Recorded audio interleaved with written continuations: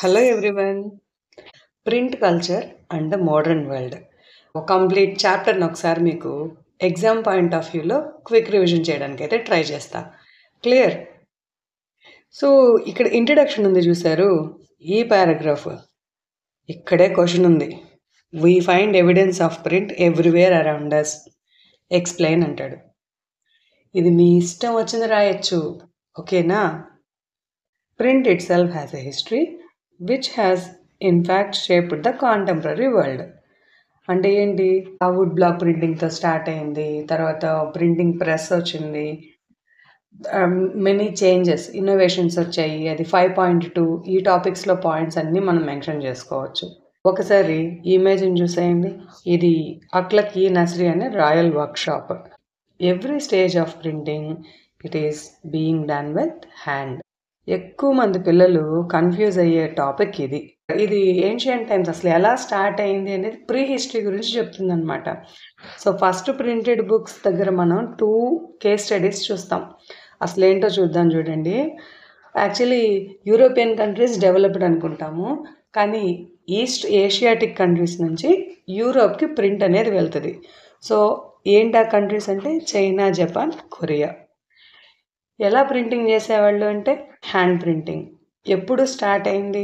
594 ADలోనే start అయింది. China is the first country which used paper. ఇంకా వీళ్ళు యూజ్ చేసిన టెక్నిక్ వచ్చి వుడ్ బ్లాక్ టెక్నిక్. సరే, the first book in China it was called as accordion book. ఇది 2 మార్క్కి అడిగే అవకాశం ఉంది. Right a brief note on accordion book అన్నట్టు. అప్పుడు ఏముంది? So the first book used by Chinese is accordion book. Wood block printing technology was used to prepare this book. Chinese printed this by rubbing paper. The sheets were very thin and porous. So the traditional Chinese book can be stitched at the one hand side. అంతే, చాలు, 4 points. So ఇదే క్వశ్చన్ని why the Chinese accordion book can be stitched at the one hand side అని అడుగుతాడు, అంటే రివర్స్లో. Next చూడండి, word meaning calligraphy. The art of beautiful and stylish writing is known as calligraphy. ఇంక ఈ క్వశ్చన్ అయితే మీరు బాగా చదివేసి ఉంటారులే. అసలు ఎందుకు యూజ్ చేస్తారు ప్రింటింగ్ అనేది అంటే సివిల్ సర్వీసెస్ ఎగ్జామ్స్ కోసం, ఇంకా టెక్స్ట్ బుక్స్ ఎగ్జామినేషన్స్ కండక్ట్ చేసేవాడు, బ్యూరోక్రసీ రిక్రూట్మెంట్ ప్రాసెస్లో యూజ్ చేశారు. ఓకే, ఇంపీరియల్ స్టేట్ పర్పసెస్ కోసం ప్రింటింగ్ని చైనీస్ ఏన్షియంట్ టైంలోనే యూజ్ చేశారు అని చెప్తున్నాం. సరే, so what was the centre of printing in China during 19th century? Shanghai. అయిపోయింది. నెక్స్ట్, జపాన్కి ప్రింటింగ్ని ఎవరు ఇంట్రడ్యూస్ చేశారు? చైనీసే. Through Buddhist monasteries wood block printing reach to Japan. So ఈ బుద్ధిస్ట్ మొనాస్ట్రీస్ 768, 770s మధ్యలో జపాన్కి చేరుతుంది. 868లో బుద్ధిస్ట్ డైమండ్ సూత్ర అనే బుక్ని ప్రింట్ చేస్తారు. This is the page from diamond Sutra. So దీని గురించి మనం ఒక 2 మాటలు రాయాల్సి వస్తే ఇదే రాస్తాం. Okay, Buddhist monasteries in between 768 to 770s brought down wood block printing to Japan. ఇంకా the oldest Japanese book was printed in 868 AD. That was Diamond Sutra. This book consisting of 6 pages, beautifully illustrated with text and woodcut illustrations. Inka, which has become the center of Japan for the printing culture at the modern times. Otherwise, by 18th century, Edo was known as Tokyo. ఇంకా ఈ image based చూద్దాం. ఇక్కడ ఈ preserve చేసినటువంటి books ఏంటి అంటే Tripitaka Koreana. What is Tripitaka Koreana? Buddhist scriptures written in Korean language. 13th centuryలో మనకి ఎవిడెన్సెస్ దొరికాయి అన్నమాట. 2007లో యునెస్కో దీన్ని రికగ్నైజ్ చేసింది అని చెప్తున్నాడు. Kitagawa Utamara, a person who has contributed a lot to the art in Japan. So he used ukiyo. The art form introduced by him is known as ukiyo, which has become very famous later on. And what is the speciality of ukiyo? He has printed the floating world, అంటే common people గురించి depict చేశాడు అని. Would black ప్రింటింగే, కాకపోతే generally మనకు ancient టైమ్స్లో ఈ ఎలైటెడ్ classes, Kings, వీళ్ళ స్టోరీసే ఉంటాయి. మన రెగ్యులర్ కామన్ లైఫ్ గురించి మాట్లాడరు అనమాట.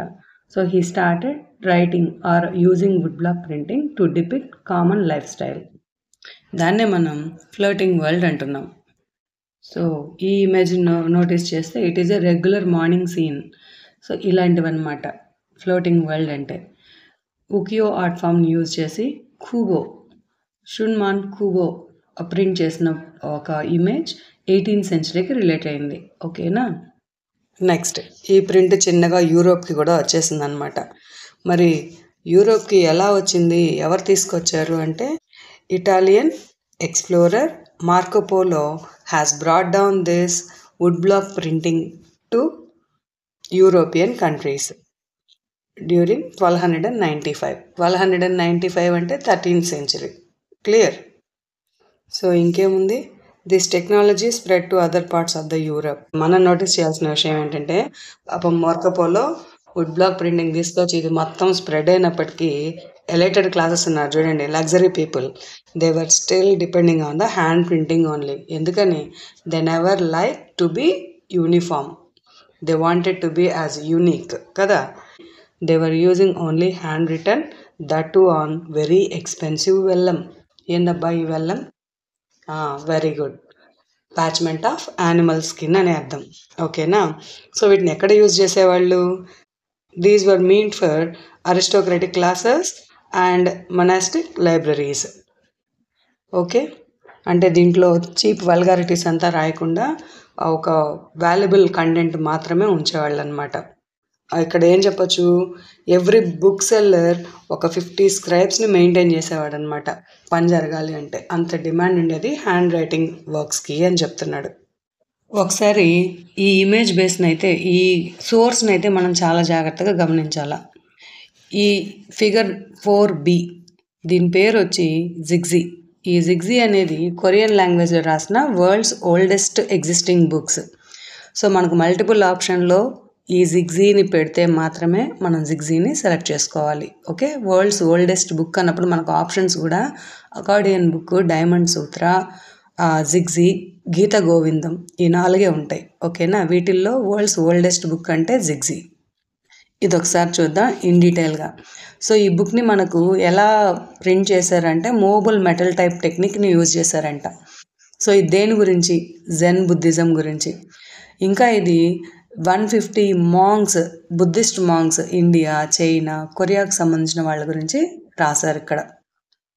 సో దీని ఎవిడెన్సెస్ ఫస్ట్ వాల్యూమ్ అయితే అందుబాటులో లేదు, కానీ second volume national library of ఫ్రాన్స్లో ఇప్పటికీ ఉంది అని చెప్తున్నారు. So what was the important technical change used in printing Jikji? Option A wood block printing, option B movable metal type, option C regular printing press, option 4 cylindrical power driven cylindrical press. So మనకు answer ఏంటి? Movable metal type. So UNESCO world heritage రిజిస్టర్లో recognise చేశారనమాట 2001లో. Okay, so ఇక్కడ చూద్దాం. Handwritten manuscripts could not satisfy the ever increasing demand for books. Explain అంటాడు. మీకు మనుస్క్రిప్ట్ అని ఆ వర్డ్ కనిపిస్తే ఇండియా రిలేటెడ్ ఆన్సర్ అయినా ఏదైనా రెండు ఒకటే. ఓకేనా. The first point, copying was expensive, it was laborious. 3 time consuming. 4 manuscripts were fragile. 5th point, awkward to handle and it could not be carried around or read easily. అంతే, 6 points. 3 marks కడిగితే కూడా 6 పాయింట్లు వస్తాయి. ఎంత easy question చూడండి. So ఇన్ని drawbacks ఉండడం వల్ల వుడ్ బ్లాక్ ప్రింటింగ్ అనేది బాగా స్ప్రెడ్ అయిపోయింది యూరోప్ మొత్తం. ఒక 15th సెంచరీ వచ్చేసరికి textiles, play cards, religious scriptures అన్నీ వుడ్ బ్లాక్ ప్రింటింగ్తో బాగా యూజ్ చేశారంట యూరోప్ అంతా. కానీ ఎంత వుడ్ బ్లాక్ ప్రింటింగ్ వచ్చినా ఈ ప్రింటింగ్ నీడ్స్ అనేవి చాలా పెరుగుతూ వస్తున్నాయి డే బై డే. ఇంకా quicker, cheaper kind of text రావాలి అంటే న్యూ ఇన్నోవేషన్స్ రావాల్సిందే. సో ఇక్కడ మనకు ఒక హీరో ఎంట్రీ ఇస్తాడు. ఎవరా hero? Yes, John Gutenberg. He belongs to Germany. He developed the first known printing press in 1430s. Finally, by 1448, he perfected the printing press. Okay, both the statement 1 and 2 జాగ్రత్త. 1430sలో development start చేశాడు. 1448కి printing ప్రెస్ని తయారు చేశాడనమాట. ఇది bit point of view. Image based చూడండి. ఇక్కడ ఉన్నది ఎవరు అంటే John Gutenberg. Next, right a brief note about John Gutenberg. మనకు 3 మార్క్కి అడిగే అవకాశం ఉండే క్వశ్చన్. ఇక్కడ మనం క్లియర్గా నోటీస్ చేయొచ్చు. First book he printed was the Bible. అంటే క్వశ్చన్లో క్లారిటీ ఉంటుంది.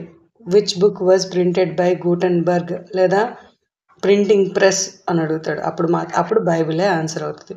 క్లియర్? నెక్స్ట్, ఒక understanding kind of new technology did not entirely displace the existing art of producing book by hand. అంటే ఈ ప్రింటింగ్ ప్రెస్ రెడీ అయిపోగానే అక్కడ ఏమీ మనకు స్క్రైబ్స్కి అంతా జాబ్స్ ఏం పోలేదు అంటున్నాడు. మరి నిజమే కదా. ఈ ప్రింటింగ్ ప్రెస్ రెడీ అయినా ఈ బార్డర్స్, ఇలస్ట్రేషన్స్ ఇవంతా కూడా మళ్ళీ స్క్రైబ్సే చేసేవాళ్ళు అనమాట. ఎందుకంటే ఎలైటెడ్ classes domination. Okay, they wanted to have their uniqueness. So ఈ డెకరేషన్ పార్ట్ అంతా బ్లాంక్ పేజెస్ వదిలేసుకునేవాళ్ళు. సో స్క్రైబ్స్కి ఎంప్లాయ్మెంట్ ఉండింది. సో ఇక్కడ మనకు 1448లో మనకు ప్రింటింగ్ ప్రెస్ రెడీ అయితే 1550స్కి వచ్చేసరికి అంటే సెంచరీ పట్టింది, 100 years పట్టింది. 20 million కాపీస్ నుంచి 200 million కాపీస్ వరకు నెంబర్ అయితే రైజ్ అయింది. So what was the first book printed by Gutenberg? Bible. So what are the characteristics of first printed book Bible అని అడుగుతాడు. ఇది 3 మార్క్కి లేదా 2 మార్క్స్కి మనం ఎక్స్పెక్ట్ చేసే ఒక క్వశ్చన్ అనమాట. So Gutenberg's to print 180 copies it has taken 3 years of time. అది మనకు తెలిసిన పాయింటే. ఇక్కడ చూడండి, they were not just products of new technology. ఇంకా but everywhere the borders were carefully designed, printed and illustrated by artists. No 2 copies were same. Every page, each copy was different anamata.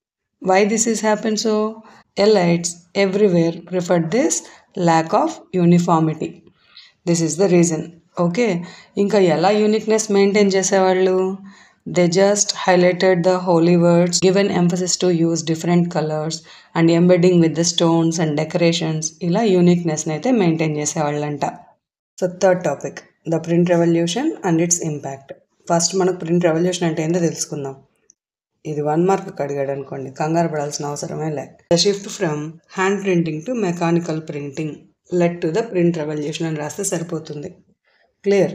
అదే మనకు 2 మార్క్స్కి అడిగాడు అనుకోండి, ఈ answer రాయాల. ఏంటది? It was not just a development, a new way of producing books. కేవలం books print చేయడం కాదు, transformed the lives of people, right, changing they relationship of information and knowledge and with institution and authorities. It influenced popular perceptions and opened up new ways of looking up the things. At least ఒక 2 points దీని గురించి రాయాలి. అంటే social lifes. Print మామూలు విషయం కాదు, ఇది ఆలోచన విధానాన్నే మార్చేస్తుంది. సొసైటీని చూసే విధానం మారింది. నాలెడ్జ్, ఇన్ఫర్మేషన్, అథారిటీస్ ఇవంతా కూడా మంచి కీ రోల్ ప్లే చేశాయి అని చెప్తున్నాడు. ఇంకా next topic 3.1 new reading public. ఇక్కడ ఏముంది? Books created a new culture of reading. అంటే ఇది జనరల్గా రీడింగ్ అనేది ఓన్లీ లిటరేట్ పీపుల్కి మాత్రమే ఉండేది, రిచ్ క్లాసెస్కి మాత్రమే ఉండేది. కానీ ఇక్కడ ఓరల్ కల్చర్ అనేది బాగా స్టార్ట్ అయింది. అంటే ప్లే క్లాస్లో లాగా అన్నట్టు మనకు విలేజెస్లో కూడా చూస్తుంటాం, పంచాయతీ దగ్గర అందరూ కూడిపోతారు. అట్లాగా లిటరసీ లెవెల్స్ చాలా తక్కువ కాబట్టి ఒకరు చదువుతూ ఉంటే లేదా నేరేట్ చేయడం, రిసైట్ చేయడం ఇలా చేస్తూ ఉంటే విని ఆనందించేవాళ్ళు అనమాట.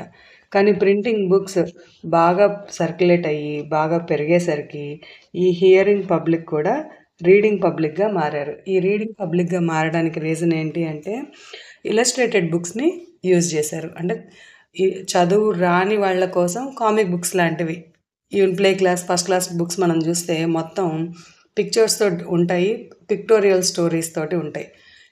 ఇవన్నీ కూడా new changes. So every one started reading out the books. Taverns. So what is the meaning of tavern? Taverns అంటే హోటల్ లాంటిదని చెప్పొచ్చు, అంతే. నెక్స్ట్ మనకి ఇంపార్టెంట్ టాపిక్ వచ్చేసి religious debates and the fear of print. అసలు ఫియర్కి రీజన్ ఏంటో చూడండి. If there was no control over the printed material and reading text that may led to rebellious and irreligious thoughts. ఇది వాళ్ళ భయం. ఏం ప్రింట్ అవుతాయో, ఇంకా ఎక్కడ క్వశ్చన్ చేస్తారో రిలీజియస్ అథారిటీని, మొనార్కియల్ పవర్స్ని అని భయపడ్డారనమాట. ఇది రీజన్. సరే, అయితే నెక్స్ట్ చూద్దాం. ఈ రిలీజియన్ బేస్ తోటి మనకు రెవల్యూషన్ ఎలా వచ్చింది, ఈ రిలీజియస్ డిబేట్స్ ఏంటి అనేది చూద్దాం. సో ఇక్కడ మనం ఒక కేస్ స్టడీని చూస్తే 1517 మార్టిన్ లూథర్ కింగ్ గురించి తెలుసుకోవాలి. He was a religious reformer. He wrote 95 theses, which was criticizing the Roman Catholic Church. He printed and pasted that 95 theses on the church wall, Wittenberg. Okay. దీంట్లో ఏముంది అంటే it has challenged the church to debate his ideas. So దీని గురించి ఒక పెద్ద డిస్కషనే start అయిపోయింది. ఇది wide spread అయిందనమాట. It has led to division within the church itself, and that was the starting point of Protestant Reformation. Ancient religious rituals అనేవి ఏ society అయినా సరే చాలా దారుణంగానే ఉండేటివి. దాంట్లో రిఫార్మేషన్స్ కోసం వర్క్ చేసిన వాడే Martin Luther King. Okay, Luther's translation of Bible, దాన్నే న్యూ టెస్టిమెంట్ అంటున్నాం. ఇమీడియట్గా 5000 కాపీస్ సోల్డ్ అయ్యాయంట ఆ రోజుల్లోనే. సో ఇంకా రిలీజియస్ రెవల్యూషన్సే స్టార్ట్ అయ్యాయి, రిఫార్మేషన్కి దారితీసింది. అందుకే మార్టిన్ లూథర్ కింగ్ అంటాడు, printing is the ultimate gift of God and the greatest one అని. సో ఈ కొటేషన్ ఎవరు చెప్పారు అనేది మనకు 1 మార్క్ బేట్.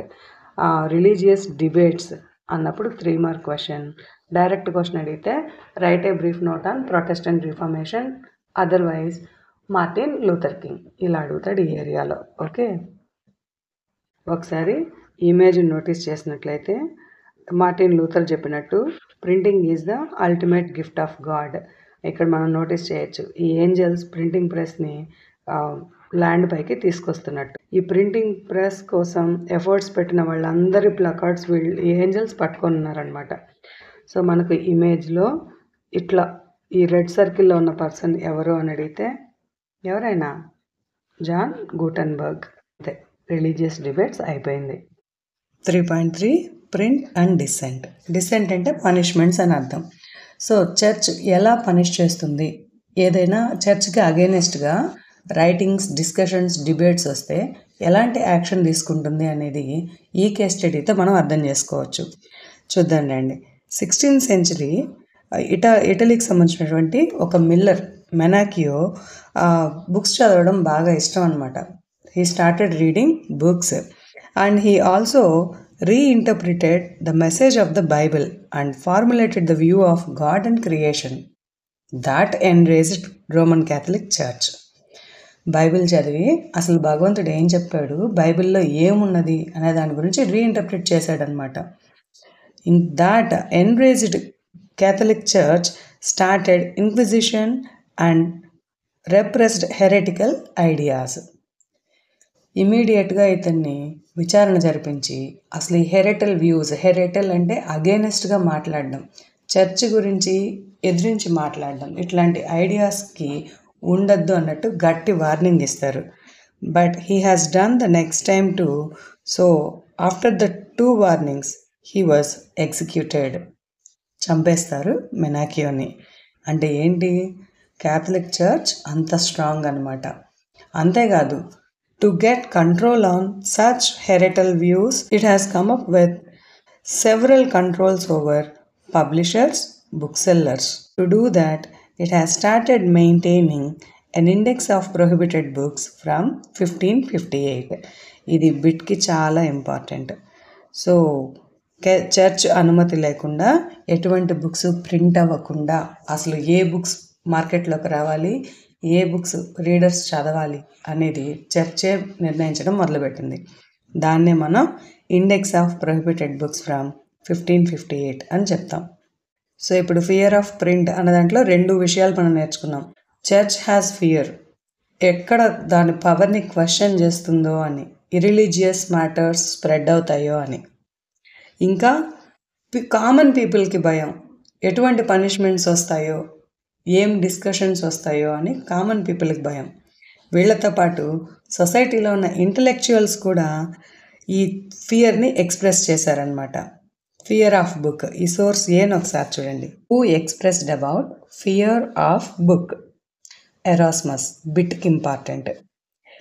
ఈయనేం చెప్తాడంటే he expressed deep anxiety about printing. He wrote adages. adages అంటే సామెతలు అని అర్థం. adages అనే బుక్లో ఈయన తన ఫీలింగ్ని ఎక్స్ప్రెస్ చేస్తాడు. అండ్ ఈయన ఉద్దేశం ఏంటంటే valuable publications lose their value. అంటే content irrelevant, irrespectable, misleading content అంతా ప్రింట్ అవుతుందేమో, which is not good to the society, ఇట్లాంటివంతా వచ్చేస్తాయి ఎట్లాగా అని ఫియర్ని ఎక్స్ప్రెస్ చేసిన వాడు ఎరాస్మస్. ఓకే, నెక్స్ట్ ఒక్కసారి ఈ ఇమేజ్ని చూసేయండి. ఈ image name macabre dance. So what is the meaning of this image? Fear of printing. Macabre dance అంటే స్కెలిటన్ డ్యాన్స్ అని అర్థం. ఇటాలియన్ మిల్లర్ మెనాకియోకి ఏమైంది? చంపేశారు కదా. అట్లాగా those who ever the publishers publishing against the church or something else, they all have got punished. చంపేస్తున్నారు అని దాని అర్థం. క్లియర్? నెక్స్ట్ 4th టాపిక్ వచ్చేసరికి మనం 17 and 18 centuries దాకా వచ్చేసాం. సో ఇప్పుడు రీడింగ్ అనేది ఓరల్ కల్చరు లేదా కొద్ది మందికి కాదు, it has turn up like A mania, అంటే హ్యాబిట్ అయిపోయిందనమాట జనాలందరికీ. ఇంత చేంజ్ ఎందుకు వచ్చింది అంటే స్కూల్స్ ఎస్టాబ్లిష్ అయ్యాయి, లిటరసీ రేట్ పెరిగిపోయింది విలేజెస్లోనూ, ఇంకా పీజెంట్రీ గ్రూప్స్, ఆర్టిషన్స్ అందరూ కూడా చదువుకోవడం మొదలుపెట్టారు. 18th centuryకి వచ్చేసరికి డినామినేషన్స్ అంటే క్యాథలిక్స్, ప్రొటెస్టెంట్స్, ఇలా క్రిస్టియానిటీలో ఉండే డిఫరెన్సెస్, వీళ్ళు కూడా ఈ చర్చెస్ కూడా స్కూల్స్ని ఇంట్రడ్యూస్ చేశాయి. సో మనకు 60 to 80% of literacy rate V can notice. So ఇంకేముంది, పీపుల్ డిమాండ్కి తగ్గట్టు పబ్లిషర్స్ విపరీతంగా బుక్స్ని ప్రింట్ చేయడం మొదలుపెట్టేశారు. ఇది బిట్కి ఇంపార్టెన్స్ ఉన్నటువంటి పారాగ్రాఫ్. సో ఈ బుక్ సెల్లర్స్ రకరకాల బుక్స్ని ప్రింట్ చేయడమే కాదు, కొత్త జాబ్స్ని కూడా క్రియేట్ చేశారు. వాళ్ళనే పెడ్లర్స్ అంటున్నాం. So what is the work of peddler? He has to Rome around villages and cell the books. ఇల్లు తిరిగి, విలేజెస్ తిరిగి బుక్స్ అమ్మేవాళ్ళు అనమాట. వాళ్ళని పెడ్లర్స్ అంటున్నాం. మరి ఎట్లాంటి బుక్స్ అమ్మేవాళ్ళు? అల్మనాక్స్ అంటే క్యాలెండర్స్, మనకు తెలిసిందే. Ritual calendars, ballads, folk tales, right. చెప్పాలి అంటే that is all related to much entertainment. సరే, ఇక్కడ మనం బిట్స్ చూడండి. In England penny chap books were carried by petty peddlers. ఈ పెటీ పెడ్లర్స్ని చాప్మెన్ అంటున్నాం. సో మ్యాచింగ్ కైండ్ ఆఫ్ బిట్కి ఇంపార్టెంట్, జాగ్రత్తగా గమనించండి. England penny chap books were carried by petty peddlers. They were known as chapmen. Clear? ఇప్పుడు ధర ఎంత అనుకున్నారు? జస్ట్ ఏ పెన్నీ, అంటే పైసా అన్నట్టు, ₹1 అన్నట్టు, అంత తక్కువ కాస్ట్ అనమాట. అదే ఫ్రాన్స్లో అయితే ఇలాంటి బుక్స్ని బిలియోథిక్ బ్లూ, మళ్ళీ ప్రొనౌన్స్ చేయండి, బిలియోథిక్ బ్లూ అని పిలుస్తారనమాట. అంటే ఇవంతా లో price, poor quality, paper quality చాలా తక్కువ ఉంటుంది, చాలా తక్కువ ధరలోనే ఉంటుందన్నమాట. మరి ఎట్లాంటి కంటెంట్స్? రకరకాల కంటెంట్స్, సబ్స్టాన్షియల్ హిస్టరీస్, రొమాన్సెస్, లేదా సాంగ్స్ ఇట్లా different content small pocket size బుక్లో ఉండేటివి. ఓకే, మనకున్న బుక్ ఇక్కడున్న బిట్స్ ఒకసారి చూడండి. Who was a chapman, what is penny chap books, what is the name of penny chap book in England, what was the name of penny chapbook in France. Clear? So ఇంకా 18th సెంచరీకి వచ్చేసరికి periodicals అంటే weeklies, magazines ఇలాగా ఇవి కూడా spread అయిపోయాయి. ఇక్కడేంటి current affairs, entertainment, information, news papers, journals, ఇంకా trade and commerce ఇట్లాంటి విషయాలన్నీ ప్రింటింగ్ అవుతూ వచ్చాయన్నమాట. ఇంకా సైంటిస్ట్, ఫిలాసఫర్స్కి అయితే ఇంకా గోల్డెన్ ఎరా స్టార్ట్ అయిందని చెప్పచ్చు. వాళ్ళ ఇన్నోవేషన్స్ కామన్ పీపుల్తో పంచుకునే అవకాశం దొరికిందనమాట. ఇంకా సర్ ఐజాక్ న్యూటన్ లాంటి వాళ్ళు వాళ్ళ డిస్కవరీస్ అన్నిటినీ పబ్లిష్ చేయడం మొదలుపెట్టారు. ఇంకా థామస్ పెయిన్, వోల్టేర్, రూసో ఇలాంటి వాళ్ళందరూ చాలా బాగా రాయడం, చదవడం మొదలుపెట్టారు. అందుకే కదా French revolution and the impact of philosophers సపరేట్గా చాలా నేర్చుకున్నారు కదా. రూసో, జాన్ లాక్ వీళ్ళందరూ enlighteners. What was the role of philosophers in French revolution ఈ సపరేట్ క్వశ్చనే నేర్చుకున్నారుగా. సో వీళ్ళ థాట్స్ అంతా ఎక్స్ప్రెస్ చేయడం, వీటి గురించి డిస్కషన్స్ రావడం ఇవన్నీ అలా జరిగిపోయాయి అన్నమాట. ఒకసారి ఈ బాక్స్ 2 చూడండి. సో లండన్ పబ్లిషర్ అయినటువంటి జేమ్స్ లాకింగ్టన్ తన డైరీలో రాసుకున్నాడు అనమాట. ఏమని? విపరీతంగా ప్రింట్ అనేది మల్టిపుల్ టైమ్స్ పెరిగిపోయింది. Even poorest of the poor also started using, daughters and grand daughters, who ever the sons, చిన్నపిల్లలంతా ఈ రకరకాలైనటువంటి గోస్ట్, విచెస్ ఇట్లాంటి స్టోరీస్కి అంతా బాగా అట్రాక్ట్ అయిపోయి ప్రింట్ అనేది ఒక తారాస్థాయికి చేరిపోయింది అని ఆయన డైరీలో రాసుకున్నారు. సో రాసుకుంది ఎవరు? Lackington. 4.1 tremble therefore tyrants of the world. First దీన్ని మనమైతే అర్థం చేసుకోవాలి. టైరెంట్స్ ఆఫ్ ద వరల్డ్ అంటే క్రూయల్ అండ్ అప్రెసివ్ రూలర్స్. అప్పుడంతా మనకు డెస్పోటిజమే కదా. ఈ డెస్పోటిక్ రూలర్స్ కూడా భయపడ్డారు. ట్రెంబుల్ అంటే భయపడ్డం. ఇది దేనివల్ల సాధ్యమవుతుంది? ఒక్క ప్రింటింగ్ ప్రెస్ వల్లనే సాధ్యమవుతుంది. The printing press is the most powerful engine of progress and public opinion. This is the force that will sweep despotism. ఇది చెప్పింది ఎవరు? Louis Sebastian Mercier. మెర్సియర్ చెప్పిన కొటేషన్ ఏంటి? Important for 1 mark bit or source based question. Tyrants of the world, who were the tyrants అనేది ఇంకొక question. డెస్పోటిజం, డెస్పోటిక్ rulers, ఆటోక్రాట్. 18th సెంచరీలో మనకున్న common convention ఏంటి అంటే బుక్స్ ప్రోగ్రెస్ని తీసుకొస్తాయి, సొసైటీని మారుస్తాయి. సో మెర్సియర్ ఎవరు అంటే హీ వాజ్ ఎ రైటర్. ఇంకా మెర్సియర్ నావల్స్ కానీ చూసినట్లయితే ఈయన హీరో క్యారెక్టరిస్టిక్స్ అంతా కూడా బుక్స్ చదివి హీరోగా మారినటువంటి క్యారెక్టర్సే ఉంటాయి. Print culture and the French revolution. ఇది మనకు 5 మార్క్కి స్కోప్ ఉండే క్వశ్చన్ అనమాట. ఇక్కడ ఏంటంటే మనకు ఫిలాసఫర్స్ ఉన్నారు చూడండి. థామస్ పెయిన్, వోల్టేర్, రూసో వీళ్ళ రైటింగ్స్ చదివిన తర్వాత సొసైటీని చూసే విధానం మారిపోయింది. Right? The people those who read the books they saw the world through new ice that were questioning, critical and rational. Now people were not ready to believe what ever the monarchs or church was saying. See, earlier it was like a domination of the tradition, superstition and despotism. But after the print, popularized the ideas of enlightenment thinkers. Okay, this is first step. And they started questioning about legitimacy of the social order and tradition. Okay. Second, print created a new culture of dialogue and debate. Public recognized the need of questioning existing ideas and beliefs. And public culture, new ideas of social revolution came into begin. Discussions మొదలయ్యాయి అని చెప్తున్నాం. ఇంకా 1780స్కి వచ్చేసరికి they were not just discussing, they started mocking the royalty and criticizing their morality.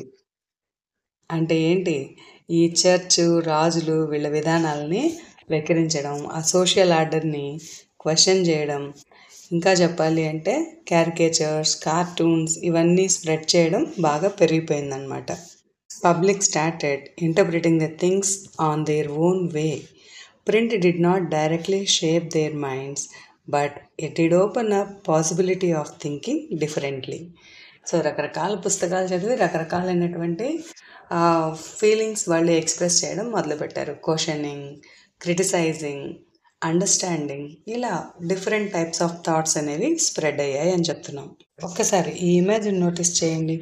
ఇది French revolution టైంలో ordinary people, peasants, artisans, how their life was very miserable and these nobles, clergies, they were enjoying such kind of images were really sensible. ప్రజల్లో వ్యతిరేకత తీసుకురావడానికి చాలా help చేశాయి అని చెప్పొచ్చు. Fifth topic, the 19th century.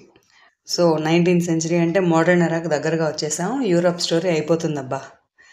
So literacy levels చాలా పెరిగిపోయాయి. Wide variety of reading books అనేవి స్ప్రెడ్ అయిపోయాయి.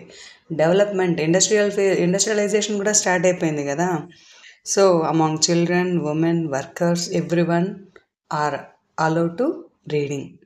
సో చిల్డ్రన్, ఉమెన్, వర్కర్స్ వీళ్ళ గురించి ఒక్కొక్క పాయింట్ మనం నేర్చుకుంటే మన బిట్స్ అయిపోతాయి. చూద్దాం. Especially a children's press devoted to illustrate for children alone. ఇలా పిల్లల కోసం మాత్రమే ఏర్పాటైన ప్రింటింగ్ ప్రెస్ మనకు ఫ్రాన్స్లో కనిపిస్తుంది. అది 1857లో ఏర్పాటు చేశారు. సో ఇక్కడ మనకు ఏంటి, old fairy tiles, folk tiles, grim brothers books ఇక్కడ మనకు బాగా కనిపిస్తాయి అన్నమాట. ఇక్కడున్న ఈ బుక్ కూడా పెన్నీ మ్యాగజైన్ అని అంటాం. Penny magazines especially it was related to England. ఓకేనా, నాలెడ్జ్కి సంబంధించింది, పిల్లలకు ఉపయోగపడే కంటెంట్ లాగా ప్రింట్ చేసేవాళ్ళు చిల్డ్రన్ ప్రెస్లో. ఈ 19th సెంచరీలోనే బెస్ట్ నోన్ నావలిస్ట్ గురించి అయితే మాట్లాడాలి. ఉమెన్ నావలిస్ట్ ముగ్గురు ఉన్నారు. బిట్టుకు చాలా important. Jane Austen, Bronte sisters and George Eliot. వీళ్ళ రైటింగ్స్ మనం గమనిస్తే their writings become important in defining a new type of women. అప్పటి వరకు ప్రపంచానికి తెలిసిన విమెన్ ఒకలాగా, వీళ్ళు డిపిక్ట్ చేసి వీళ్ళు ప్రపంచానికి వాళ్ళ పుస్తకాల ద్వారా పరిచయం చేసిన విమెన్ ఇంకొకలాగా అన్నట్టు. ఎలాగా, a person with will, strength of personality and determination and power of think. ఇది క్యారెక్టరిస్టిక్స్, ఇది ఇంపార్టెంట్ అన్నమాట. ఓకే, ఇంకా వర్కర్స్ విషయానికి వస్తే లాంగ్ వర్కింగ్ డేస్ తర్వాత వాళ్ళు ఈవినింగ్ టైమ్స్లో సెల్ఫ్ ఇంప్రూవ్మెంట్, ఇంకా సెల్ఫ్ ఎక్స్ప్రెషన్, పొలిటికల్ ట్రాక్ట్స్ కావచ్చు, ఆటోబయోగ్రఫీస్ కావచ్చు, వాళ్ళ లైఫ్ స్టైల్ గురించి రాయడం మొదలుపెట్టారు. ఇట్లా కామన్ పీపుల్ ఆటోబయోగ్రఫీస్ అనేవి మనకు రష్యన్ రెవల్యూషన్కి సంబంధించినటువంటి ఆథర్ మ్యాక్సిమ్ గోర్కీ ఒక ఎగ్జాంపుల్గా చెప్పొచ్చు. ఈయన రాసుకున్నటువంటి autobiography my childhood and my university. He belongs to Russia. Okay, further innovations. So ఇక్కడ మనం 18th century, 19th century, 20th సెంచరీస్లో వచ్చిన చేంజెస్ని అయితే మనం నోటీస్ చేయాలన్నమాట.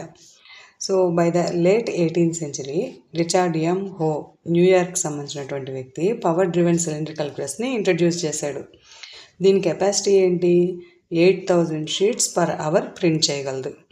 అదే 19th సెంచరీకి వచ్చేసరికి ఆఫ్సెట్ ప్రెస్ డెవలప్ అయింది. దీంట్లో 6 కలర్స్ని ఒకేసారి యూజ్ చేయొచ్చు. ఇంకా 20th సెంచరీకి వచ్చేసరికి ఎలక్ట్రికల్లీ ఆపరేటెడ్ ప్రింటింగ్ ప్రెస్ అనేది తయారైపోయిందనమాట. సో ఇక్కడ 3 పాయింట్లు వచ్చాయి. అంతేకాదు ఇక్కడ వరుసగా మీరు గమనిస్తే methods of paper feeding were improved, ఇంకా quality of paper become better, automatic paper reels introduced, photo electric controls were improved, colour registers were introduced.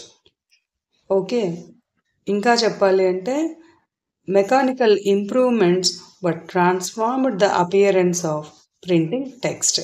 So 7 points ఉన్నాయి చూడండి. ఇది 5 మార్క్కి చాలా ఇంపార్టెంట్ క్వశ్చన్, జాగ్రత్తగా నేర్చుకోవాలి.